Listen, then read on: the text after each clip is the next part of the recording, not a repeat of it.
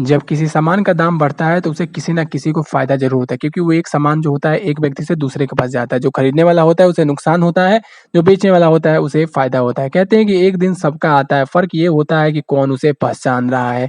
अभी एक रिपोर्ट आई जिसमें कि एक टमाटर उगाने वाले ने करोड़पति वो बन चुके हैं अभी, क्योंकि हाल ही में उन्होंने बताया कि इस बार 2 करोड़ 80 लाख रुपए का कमाई की है। टारगेट रखा है नेक्स्ट 3 करोड़ 50 लाख कमाने का। यानी कि एक तरफ महँगाई बढ़ रही है तो किसी न किसी को फ़ायदा तो ज़रूर हो रहा है। लेकिन सेंट्रल गवर्नमेंट ने होलसेल रेट को 90 से घटा करके 80 रुपए पर केजी कर दिया था। 16 जुलाई से ये रेट प्रभावी है और पहले बाज़ार में सबसे महँगा टमाटर जो है भारत में वो 250 रुपए मिल रहा था कुछ दिनों पहले, यानी 16 जुलाई से पहले। लेकिन ये सब कब तक चलेगा? इस बार टोमेटो के प्राइसेज़ तो आसमान को छुएँगे ही, इसे कोई नहीं रोक सकता है।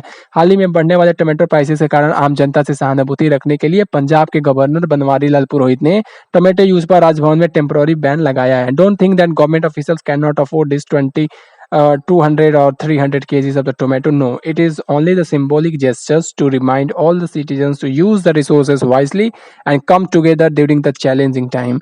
आने वाले समय में टमाटर इतना महंगा होगा कि जनता खरीदने से पहले ही टमाटर की तरह लाल लाल हो जाएगी, क्योंकि जो टमाटर है उस पर अभी से ही दबाव बनना शुरू हो चुका है और ये अभी कुछ दिनों के बाद आप देखोगे इसके जो दाम है वो 300 को भी क्रॉस करेंगे, क्योंकि सप्लाई चेन बुरी तरीके से बर्बाद हो गया है हेवी रेनफॉल के कारण। जहां टमाटर सबसे ज़्यादा उगाए जाते थे जैसे कि महाराष्ट्र, कर्नाटका, हिमाचल प्रदेश, टमाटर का ट्रांसपोर्टेशन करने में भी प्रॉब्लम क्रिएट हो रही है और 8 घंटा समय जो है वो ज़्यादा लग रहा है, ऐसा व्यापारी बता रहे हैं। लेकिन हेवी रेनफॉल और लैंडस्लाइड जो हुआ है उसके कारण ये ऐसा हो रहा है और ये अभी ऐसे ही चलता रहेगा।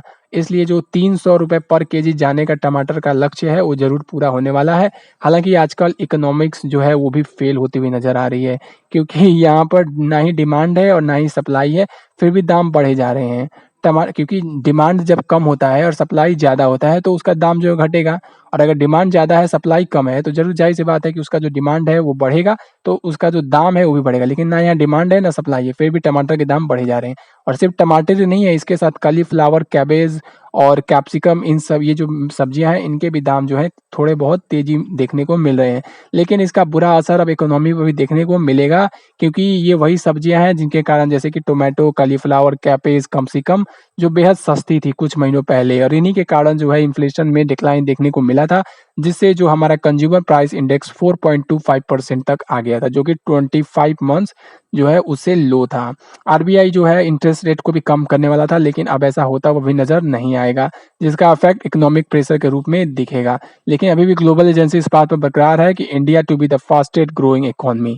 लेकिन इन्फ्लेशन का जो है ये इसका खेल बिगाड़ सकता है, क्योंकि higher inflation could reduce the purchasing power, affecting the consumer patterns and overall economic growth. क्योंकि जाहिर सी बात है लोग खरीदना बंद कर देंगे ना जैसे ही इसका दाम बढ़ेगा, और अभी से लोगों ने खरीदना बंद कर दिया है, तो जाहिर सी बात है जब आप सामान नहीं खरीदोगे तो खरीदेगा कौन? कंजप्शन होगा तभी तो इकोनॉमी बढ़ेगी ना, या फिर एक्सपोर्ट होगा तो बढ़ेगी। अगर लोग खरीदेंगे नहीं तो इसका असर देखने को मिलेगा और इन्फ्लेशन भी कम नहीं होगा। अब देखो परचेसिंग पावर यहाँ पे आ गया। परचेसिंग पावर में हमारी जो इकोनॉमी है वो $13 ट्रिलियन की है, लेकिन अगर आप यही यूएस का देखोगे या इज़राइल का देखोगे तो परचेसिंग पावर में उसका कम है। हालाँकि यूएस का दोनों एक ही होता है, क्योंकि उसका एक्सचेंज रेट है ही नहीं, क्योंकि यूएस में ही किया जाता है। तो यहाँ पे क्या करती है ना एजेंसीज़, परचेसिंग पावर में भारत का जितना रुपए का टमाटर मिल रहा है उसको या तो वो अमेरिका के बराबर कर देंगे, या अमेरिका में जितना मिल रहा है उतना ये भारत के बराबर कर देंगे। लेकिन ऐसा कैसे हो सकता है? भारत में जो लोगों की इनकम है वो कम है। अमेरिका के अंदर जो ये ब्रिक लेइंग जो काम करने वाले होते हैं जिसको हम राजमिस्त्री कहते हैं, उनकी जो सैलरी है वो 1.5 लाख से शुरू होकर के वो ओवरटाइम करके 5 लाख रुपए तक कमा लेते हैं। और हमारे इंडिया में इतना नहीं है। हमारे इंडिया में 30,000 और ओवरटाइम करके भी कमाएँगे तो मुश्किल से 40,000 तक जाएगा। वो भी 40,000 मैंने बहुत कम लोगों को ही सुना है, 30,000 ही ज़्यादा से ज़्यादा मैंने सुना है। तो जब 30,000 यहाँ सैलरी और कहाँ वहाँ पे 5 लाख रुपए ओवरटाइम करके, तो अंतर है या नहीं है? लेकिन जैसे इसको आप देखो, जैसे ऑस्ट्रेलिया है, न्यूज़ीलैंड है, कनाडा है, अगर इनकी तरह भारत की इकोनॉमी भी होती, इन लोगों के पास भी जो यूएस की कंपनीज़ है वो काम करती हैं, बट इनकी इकोनॉमी हाई है, डेवलप्ड है, एडवांस्ड इकोनॉमी है।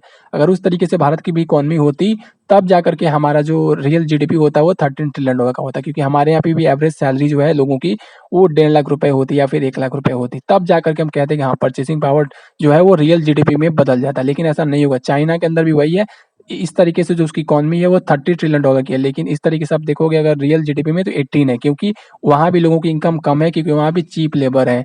चीप लेबर वहाँ अगर नहीं होते तो उसकी भी जो इकॉनमी है वो $30 ट्रिलियन की होती। हालाँकि अगर वो भी कनाडा और यूरोप की तरह अपनी इकॉनमी को डाइवर्सिफ़ाई करके अगर उस चेन से बाहर निकल जाए चीप लेबर के, तो वो बहुत तेज़ी से बीट कर देगा यूएस को। इसलिए यूएस जानता है ये बात को, इसीलिए उसे वो घबराया हुआ रहता है। लेकिन भारत के साथ अभी ऐसा दूर-दूर तक होता नज़र नहीं आ रहा है।